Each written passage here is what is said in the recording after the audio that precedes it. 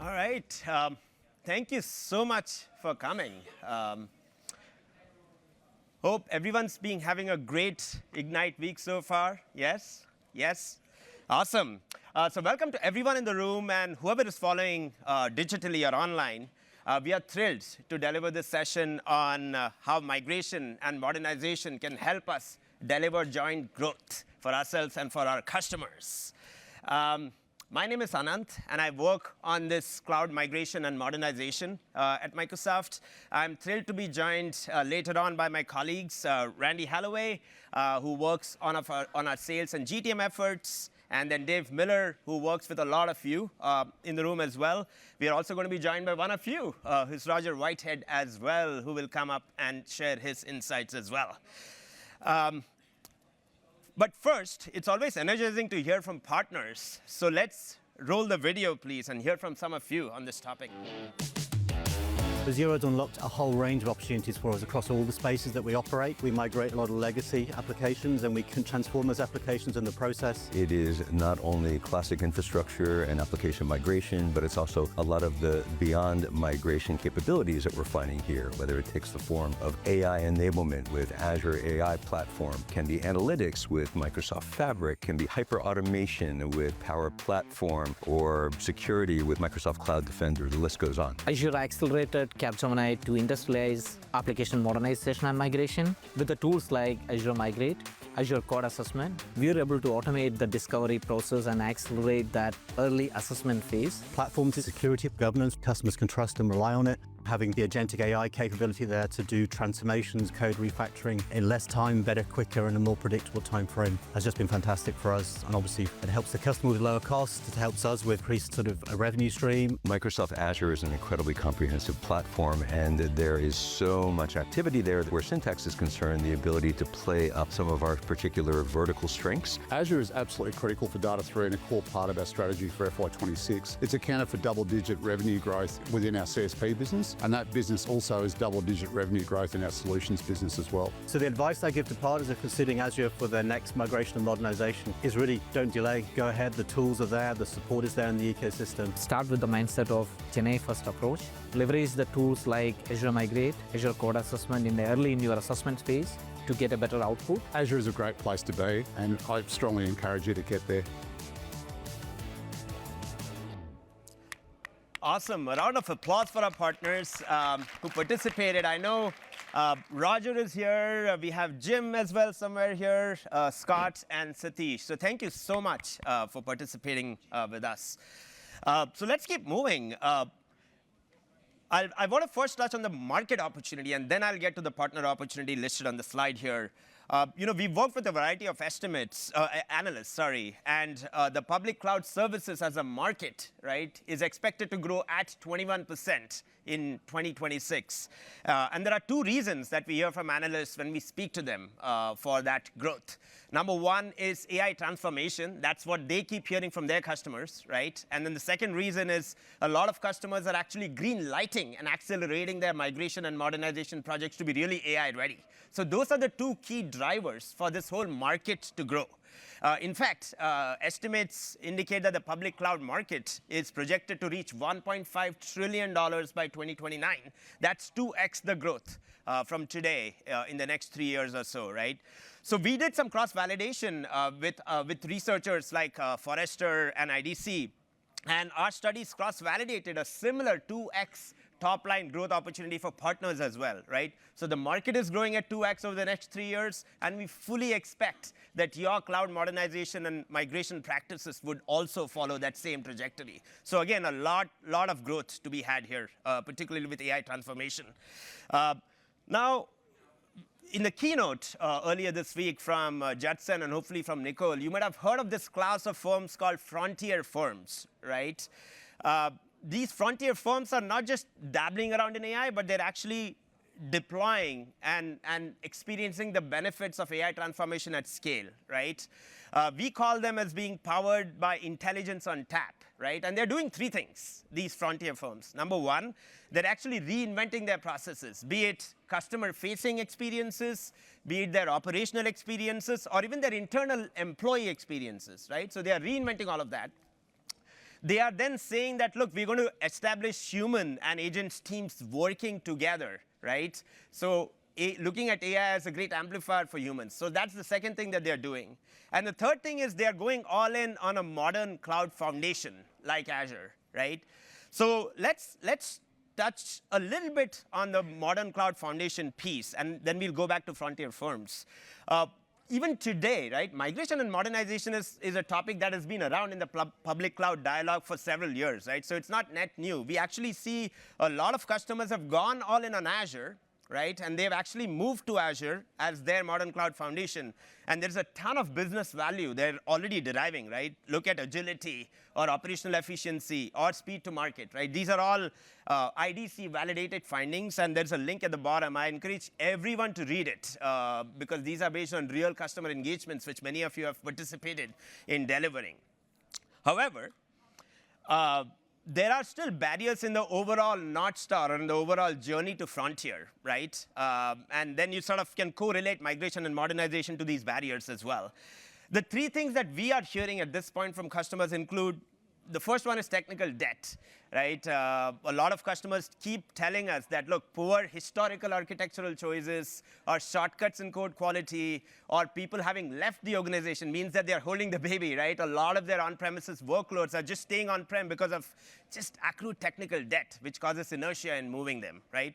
The second one is just grunt work, because even today I was talking to an IT manager who was saying we manage the operations of multiple cities, but then they're so short-staffed that most of their devs and ITs are spending time in just legacy systems support, right? So a lot of grunt work, repetitive toil, which takes them away from innovation. And then the last piece is skill gaps, right? This has been a persistent topic, even more so with AI, and that's where, of course, we also look to your help to help skill up our customers. So these are the three key barriers we see in the journey to frontier, right?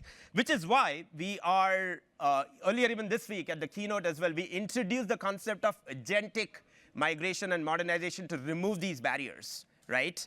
How are we doing that? We are doing that by doing two things fundamentally. One is we are reinventing the migration and modernization customer journey. We'll talk about it a little bit more. And the second thing is we are being intentional and establishing human and agents teams, right? Remember how I spoke about frontier firms and what they're doing? So this is all about that, right? So let's get in a little bit into the details, right? So what's the typical migration and modernization journey, right? So you see those things, three phases up top of the slide. The first thing is the typical assessment and planning and discovery, right? The second step is actual migrations and modernizations of the workloads that have been assessed as ready to move. And then the last piece is once they are on the cloud in Azure, let's say, you want to make sure that they are maintained and managed and operated and governed, right? So those are the typical canonical stages of the migration workflow. Now, what we are doing here is we are taking two agentic capabilities, right? One is called Azure Copilot, which is in private preview. We are going to sort of get it, hopefully, to public preview soon. And GitHub Copilot, which is, of course, generally available, right? We have these two sort of pure agentic capabilities working to transform the journey up top. Think of Azure Copilot as a pure cloud engineer and GitHub Copilot as a pure cloud programmer or a developer, right? And both of these capabilities work together to accelerate that whole journey that you see up top. How? In the assessment and planning stage, we have built-in capabilities in Azure Copilot that can help you take your customers from discovery to actual business case and ROI analysis in a matter of hours, right? Again, it's not fully available in public preview today, but that's what we are striving for.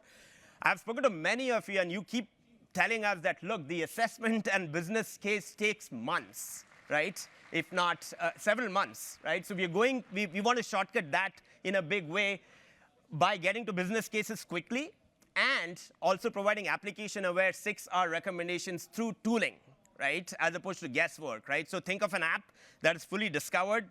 All its anatomy is visible, and you're telling that, hey, this app is ready to migrate to PaaS, migrate to IaaS, or modernize to PaaS, right? So all of that is automatically available through agents.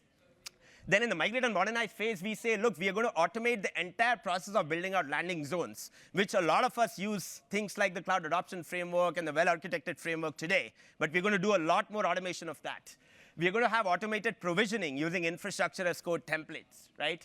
And then we're going to do automated or agentic code and database schema refactoring, right? So that's how we shortcut or accelerate the migrate and modernize section. And then in the last one, the operate and optimize section, what we're going to do is we're going to have a series of agents that will do things like agentic troubleshooting, right, to be more proactive in troubleshooting when something breaks in production. Observability, by integrating capabilities like Azure Monitor and having Azure Copilot sort of proactively signal and help you keep your workloads healthy. Optimization, be it cost optimization or carbon optimization. And then the last piece is just resilience, right? How to keep your infrastructure resilient. So all of these things will collectively help us reinvent the whole migration and modernization journey with these two agentic capabilities working together with a bunch of tight integration with the underlying Azure services and products.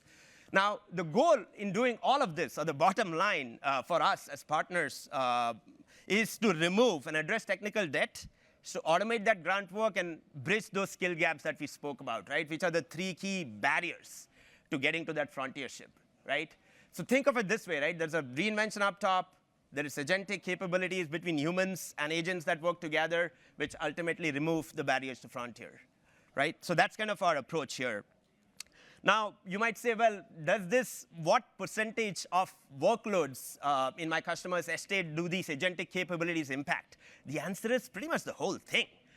Because the agentic capabilities are horizontal, they apply across the migration and modernization journey, and they apply to all of these workloads, right?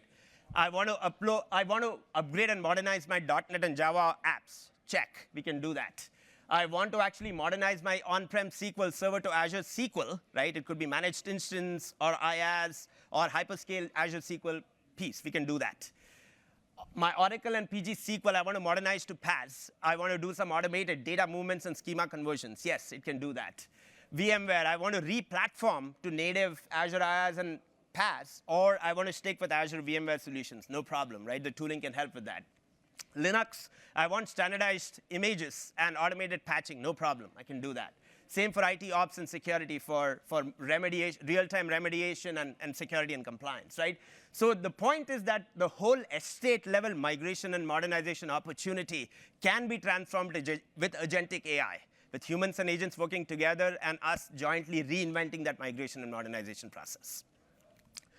Now, in closing my section, right, I just want to leave all of us with a bit of a challenge, right? I challenge all of us to think of agentic AI as a big unlock for migration and modernization, which should help all of us, all of you, drive more engagements, more projects, and more growth, because we are shortcutting and accelerating the pace at which we can go through the migrate and modernize cycle, right? That whole business process that I was showing, which will unblock and release a lot of on-prem workloads to move to the cloud, which just means more work, more volume of engagements for you guys, and more opportunity to drive your top line.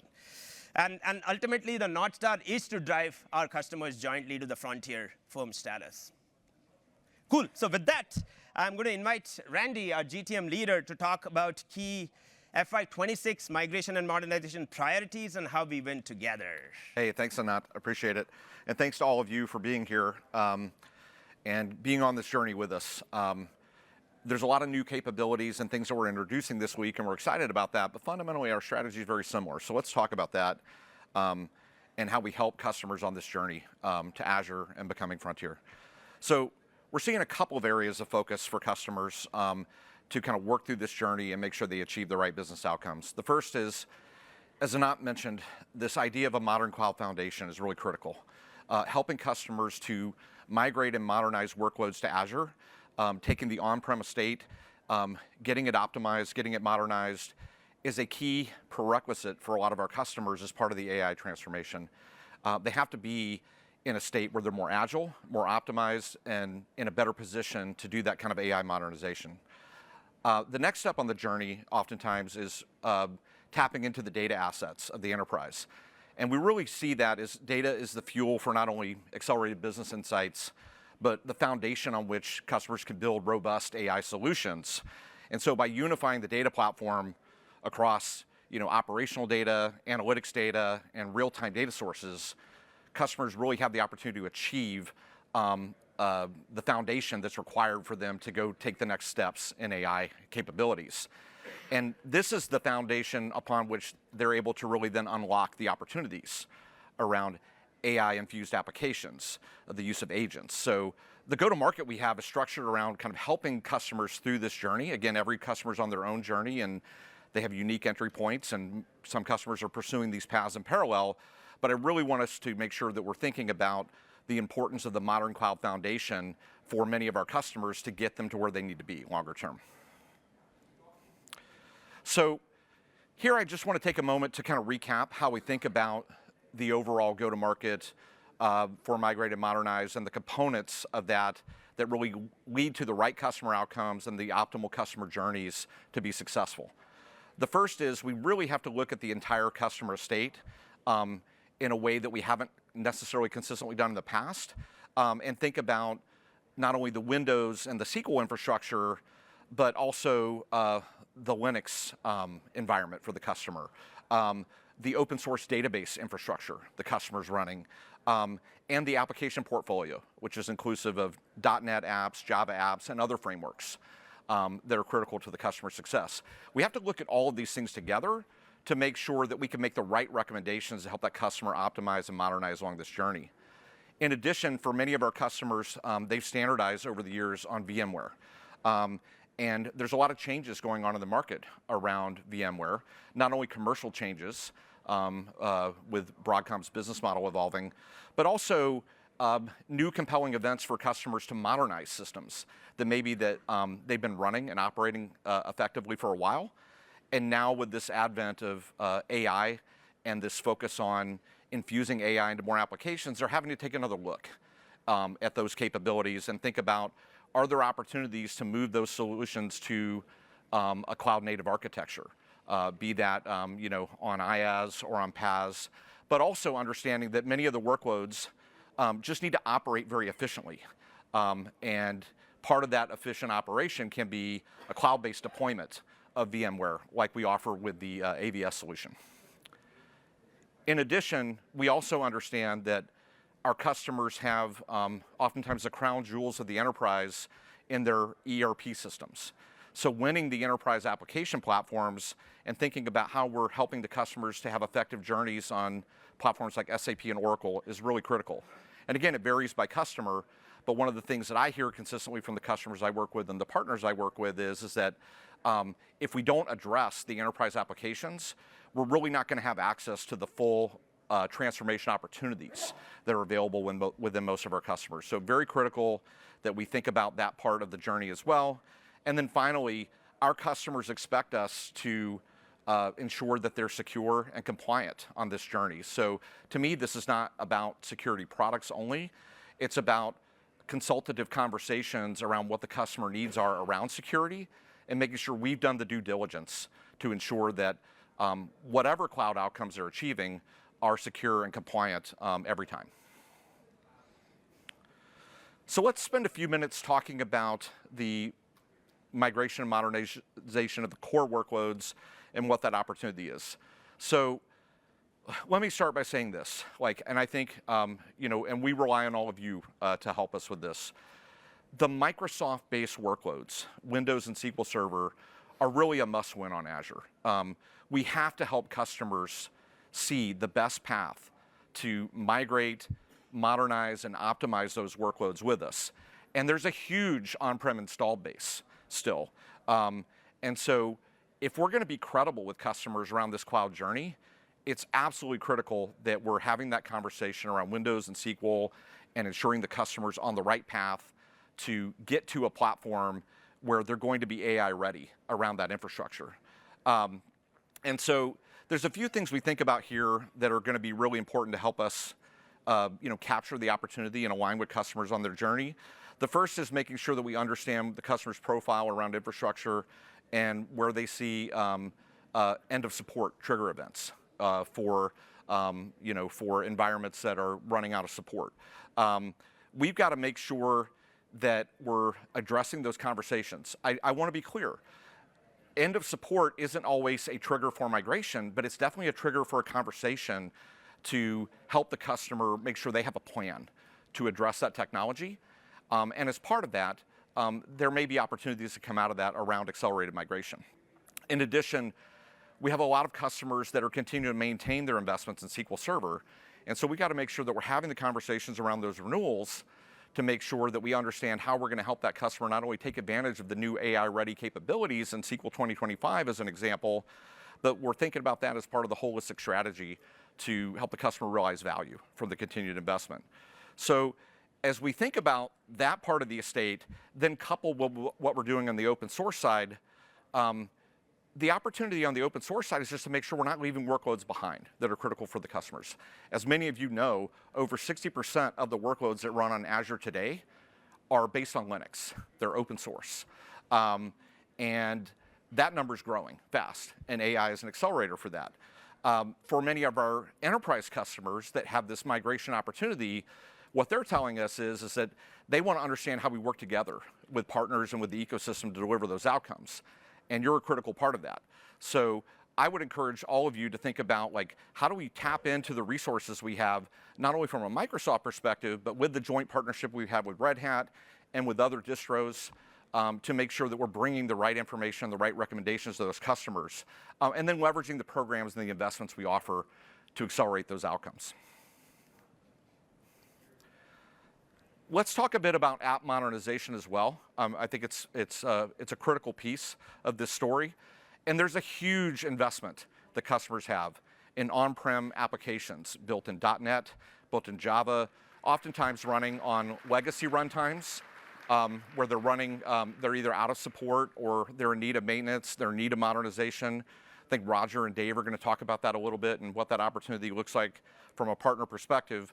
But that we have to have that conversation to help the customers and guide them through that journey around modernization. And this is where the agentic tooling and some of the new capabilities that Anant described, I think, are really going to help us to elevate that discussion and think about how do we reduce the toil, accelerate time to value, deliver outcomes more predictably. So it's a great opportunity for us to have conversations that have historically been about tech debt and how do we retire that debt, and think about how do we help the customer evolve on the journey to using agentic capabilities to have a more modernized and optimized platform capability in Azure all the time. And that's really going to be the vision that we can jointly pursue together. So when we look at that, though, we also understand that customers have investments in many capabilities. So for example, we talk to a lot of customers that are invested heavily with OpenShift, and they're working with Red Hat on the application platform side as well. So I would encourage all of you to think about this as not just a journey around moving the customer's workloads and optimizing the applications, but also understanding where they're coming from and thinking about what is the best way to help that customer achieve their objectives based on the platforms they're invested in, the capabilities they need to deliver, so we can really optimize that journey. And we think that, you know, customers moving OpenShift workloads to Arrow is an outstanding opportunity for many of our customers to continue to optimize and modernize on that journey. And we have a deeper dive session on this, talking about agentic AI tooling and modernization coming up later here in the week. So I want to spend a few more minutes talking about the VMware opportunity.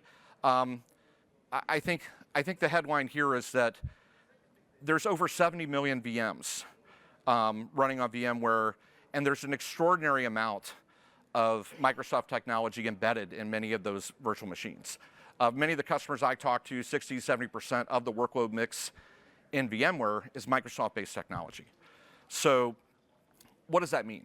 Well, first off, everything we talked about around driving the core platform migration and modernization and the app modernization scenarios, that's all embedded in the VMware environment. So what we have to do is really have a conversation with the customer about how they're thinking about VMware for their future.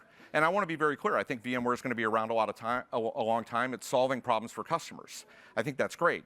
The challenge is that for many of our customers, what they've realized is that they haven't done enough to evaluate the opportunity around modernization to meet new business objectives that they haven't been able to meet before. And so for us, what we want to do is meet that customer where they are and make sure we're having the right kind of conversation based on the capabilities they're trying to deliver in the business. And so for some of our customers, that's going to be a pathway to take VMware-based workloads and move them to Azure Infrastructure as a Service or to a PaaS platform. And in the cases where customers want to do that and they see the opportunity to modernize, to reduce cost, to improve agility, to integrate and infuse new capabilities faster, we're going to help them with that. But we also have a lot of customers that are looking at the workloads they have, and they're saying, hey, what I really need to do is reduce my data center footprint, improve my operational efficiency overall across my entire IT estates and all environments, hybrid, including on-prem and cloud-based. And in that case, many of those customers are opting for the Azure VMware solution and having a tremendous amount of success. So we're going to meet the customer where they are and make sure that we introduce the right capabilities, the right programs. The agentic tooling is not described, where we're starting to introduce VMware-based capabilities to accelerate those customer journeys. And ultimately, what I would ask of all of you is to think about how you can be part of those conversations and steer the customer towards the best outcome we can deliver together. And again, we'll have a deeper dive session on this around modernizing Oracle, SAP, and VMware workloads here later in the week. I talked about the enterprise app workloads, and I'm just going to spend a couple of minutes on this.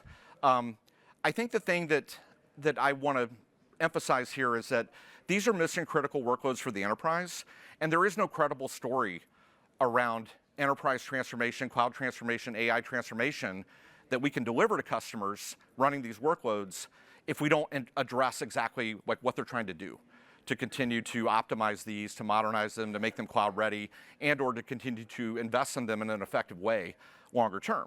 So we have to address the conversation. And what I would say is that there's several areas of differentiation we can focus on. First off, on the SAP platform, we offer customers the opportunity to run SAP on Azure Native. We also work very closely with SAP on the RISE program and helping customers to move to RISE. From a differentiation perspective, the investments we have around security, the investments we have around AI integration with Copilot, the investments we have in SAP's Business Data Cloud, and the data integration work we're doing with Databricks on Azure, with Fabric on Azure, very exciting opportunities for us to look at, like, how do we help that customer to have not only a migration outcome, an optimization outcome, but a transformation event.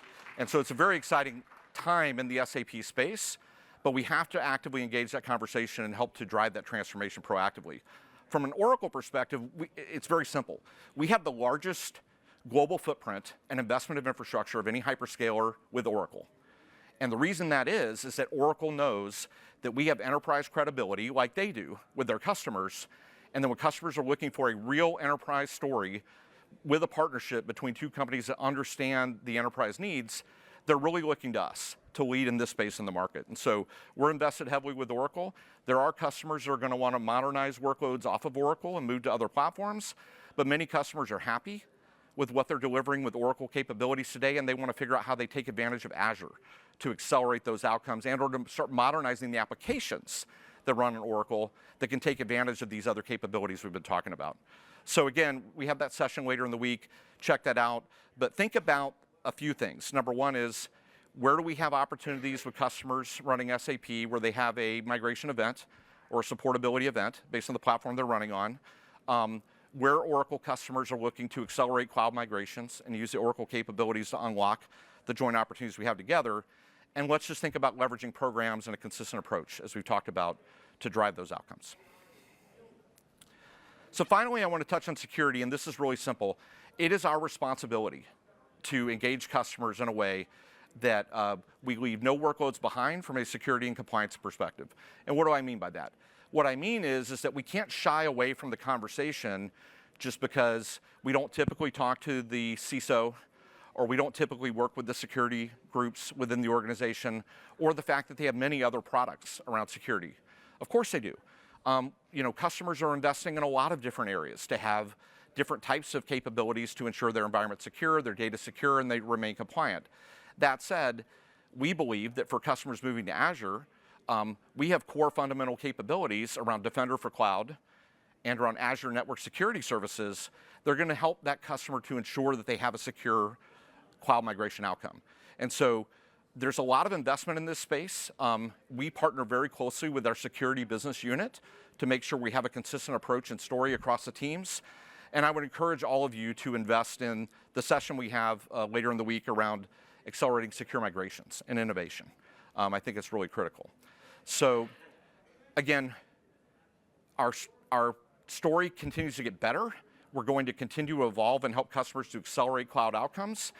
And yet our overall go-to-market strategy and work with all of you is very consistent. Let's go capture the whole estate. Let's think about this VMware event in the market. Let's think about the opportunity to address the enterprise applications. Let's make sure that customers are having secure and compliant outcomes along the way. And so with that, I want to transition the conversation to Dave Miller from our enterprise partner team and Roger Whitehead from version 1 to talk more about the partner point of view on how to go make this real. Thank you. Thanks, Dave. Yeah. All right. Thank you, Randy. Thank you, Anant. I think the opportunity that both Anant and Randy talked about is absolutely amazing, and I'm super excited about the agentic capabilities that we can bring together to market along with our GTM strategy that Randy talked through. I have the opportunity now, as they mentioned, to help bring this to life with a very special partner of version 1. As you will see in a moment, they're very far advanced on this, and I think they have a really interesting and inspiring story that we're going to dig into. So in just a moment, I'm going to bring Roger Whitehead from version 1 up to join me. He joins us from the UK. He's been with version 1 for over 9 years. He's developed some deep expertise in this area. And I'd like to note he has over his career over 25 years of Microsoft solution delivery partnership. So I appreciate that. Roger's delivered a number of projects across sectors, including financial services and manufacturing, which you'll hear a little bit about.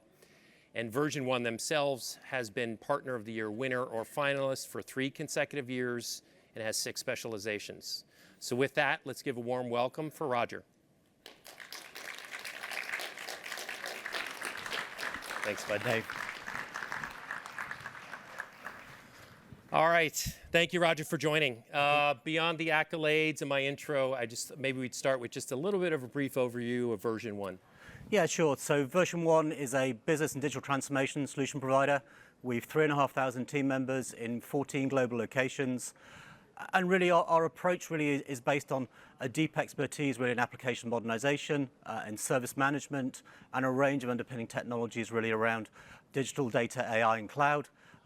We have a philosophy in the organization that we call strength and balance, which really means we focus equally across customers, across our employees and their upskilling and their future directions, and the strong organization. And we're delighted really to be part of a number of Microsoft programs in this application modernization space, ranging from the Microsoft GitHub Upgrade Copilot Assistant, a space for .NET and Java, through to the modernization guidance for Azure, which really we've provided a lot of feedback on in the early adopter programs. We're trying to give something back to the partner community in terms of how to approach application modernization in the new era. Thanks. Okay, we've been talking about lift and shift for years. I wanted to ask you, what has really inspired you to move from a lift and shift modernization, or migration rather, to application modernization? And how do you see that changing your business and potentially the business of partners in the room? Sure. I mean, I think there's probably a lot of partners and IT teams in the room really that have done a lot of lift and shift and have moved a lot of workloads, and that's a proven approach for bringing your workloads to Azure.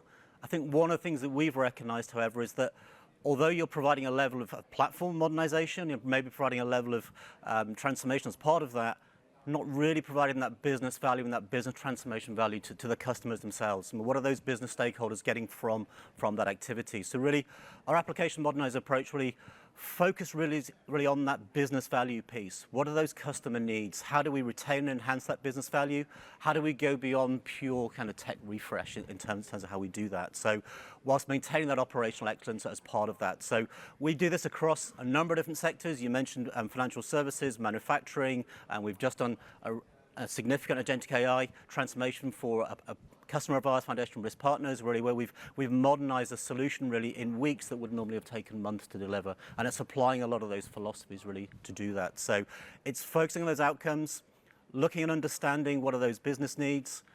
We all know that technical data is going to be here in some form or other going forward. So really, in terms of the opportunity for partners, if you can leverage those agentic AI tools, those tools, because of their speed and the timelines and the scale at which they can operate, opens up a lot of new market opportunities for partners. So we think really you can deliver a faster time to value. You can build better and deeper, more valued kind of business partnerships as part of that because you're really engaging with customer teams and IT teams. So it's the join up between those two teams which we think provides that value. Right. Now, you've touched on this a little bit, but I want to kind of zoom in on, you talk about a business-led approach versus a tech-led approach. So tell me a little bit more, like, why is that important and what's the difference? I think for us, a business-led approach really is what we were saying before. It's understanding what the customer needs are. It's about meeting the customer where they are. What are those things that they value?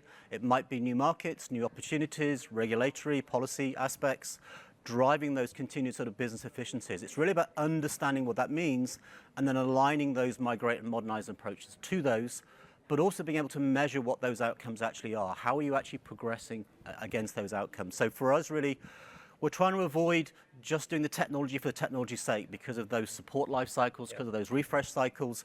It's trying to understand how do you actually go beyond that, because that's really what you need to get the stakeholder buy-in. It's understanding what is that business value you're going to drive through that modernization, through those enhanced migrations. That makes it much easier from our perspective to justify that investment and that drive adoption. And we've seen a lot of success in that area by doing that. All right, let's talk about success. I know we've talked about it, but I want to share or ask you to share complex modernization project. What was it about? What was the impact that you guys were able to deliver? Sure. So you can see from the screen here, we have a customer called SCA, which is a sustainable packaging manufacturer. They produce something called kraft liner or container board, which essentially is the ingredients for cardboard for anybody that doesn't understand what that means. The machine you can see in the background there is actually the world's largest machine. Each of those reels is about 3 metric tons in terms of weight. So you can see it's a really complex process. This customer really had a 25-year-old bespoke solution, which was managing everything from orders, invoicing, production management, controlling the flow of work through that machine. And they really needed to understand, therefore, how they could modernize that in a way that took them from the highly stable solution that they had, but delivered new value in terms of business direction, support for internal change they wanted to make, but also support a range of factory upgrades like the one you can see behind you there. They wanted to do all of that really, but without losing the intrinsic bespoke business value they'd built up over 25 years in that system. So the challenge really that we had really was how to modernize it, to obviously avoid the technical debt that was built in, but move them really to a solution that allowed them to expand and continue what they needed to do. So we converted the solution. It's 5 million lines of Visual Basic 6 code, so you can imagine the nature and the architecture of that solution. We converted that at scale to .NET, and then we used agentic AI tools like GitHub Copilot really to actually drive that AI refactoring approach. To do that, we were able to leverage partner funding as part of that as well. We're using some of the funding initiatives and the programs that are actually there within that. And really what we then used is a range of technology you can see on the screen there, using container apps. We did an agentic AI conversion really from the Windows desktop WinForms solution automatically to Blazor, to be able to take that user interface and transfer across to web browser based.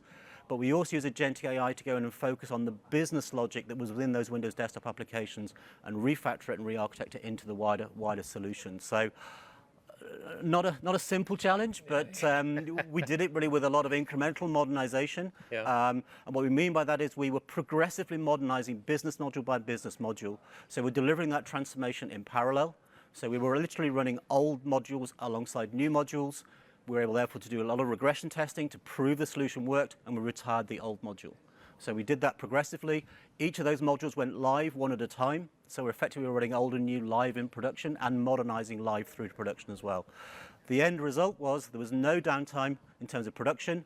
We minimized the risk of that delivery, and we delivered really in months rather than years the overall solution. So a lot of transformation, a lot of enablement. We also allowed the customer to meet a new EU legislation that was coming in around recycling and sustainability that they had to comply with, as well as enabling a lot of that growth that they've now been able to go on and do. So really for us, the combination of the tooling, the ability to move to those Azure landing zones, the agentic AI to do that large-scale refactoring really has been key to delivering that project. It's fair to say we couldn't have delivered that project without agentic AI tooling. It just wouldn't have been viable technically or commercially. Wow, that's impressive. Congratulations. Thank you. I heard millions of lines of code. Yep. I heard months instead of years, and I heard zero downtime. Yep. So, wow, that's very impressive. I appreciate it. All right. Rather quickly, how is agentic AI reshaping? You've talked about it, but again, want to zoom in. agentic AI reshaping your modernization projects, and what is some of that value? You hinted at the time, but I wanted to explore a little more. I think there's three areas really for us. I mean, agentic AI really for us is going to deliver major change, but also major opportunity really, both for us and for our customers. If we take the tooling first of all, I think the tooling really going to change how we do discovery and delivery, particularly discovery. We're talking earlier on about the time taken to discovery is actually one of the major factors. We're using tools like GitHub Copilot and our Decipher Gen AI discovery tools really to reduce that time and cost to assess legacy solutions, really almost down to weeks and sometimes down to days, depending on the complexity of the application to do that. And that's to understand the code, document the code, generate in some cases architecture for the code that we're looking at. That allows us then to be able to target that modernization far more effectively in terms of what we do. I think one of the key things for us about application modernization, particularly if it's business-led, it doesn't mean you actually have to modernize the entire solution. Yeah, if you understand it, if you've got the coding, the architecture, you can target the modernization to where that business benefit actually is. So that's one of the key things for us really. Obviously, those agentic AI tools help to automate a lot of that coding, do the .NET upgrades, as you saw from the Copilot assistants and so on. We've done a lot of work in that space to be able to do that. And the opportunity really that's unlocking is because you can do things faster at scale with a better understanding, you end up with a lot more customer opportunity and the ability to spend more time with those customers understanding what those true needs actually are. Absolutely. Embedded, yeah. All right, given time, I'm going to let you go. But before you go, I want to ask you to share one thing that you can share with everybody in the room that would be kind of a tip or advice to kind of get started here, where to focus. I think what I'd say is focus on that business value. And one of the things that we're seeing is there's a growing trend towards business outcomes. So that business value piece is going to be really, really important. Focus on what really matters to the customers. Understand what those true needs actually are and target that migration and modernization activity towards that.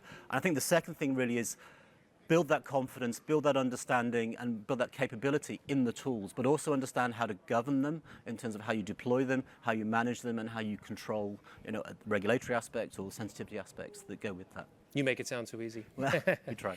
Hey, thank you very much. I really appreciate it. Let's give him a hand. Thank you very much. Yeah. Thank you, Roger. Okay, we have just a couple of minutes, and I wanted to leave you with something very specific and beyond Roger's advice, but also be able to help you grow your business. We're excited about Azure Accelerate. I'm hopeful that you've heard about this in other sessions, but I want to make sure that we surface it again. Azure Accelerate launched at the beginning of this year, and we have seen over 6,000 projects year to date through our partners. And I just want to ask, I can't see very well, by show of hands, how many partners have used Azure Accelerate? Wow, all right. Those of you who have, great, keep going. Those of you that have not, please take a picture, please look into it. This investment is part of our 70% increase in our partner investment year over year, so we're very excited about it. As it says here, Azure Accelerate, it really brings together everything you need to help customers migrate, modernize, and innovate.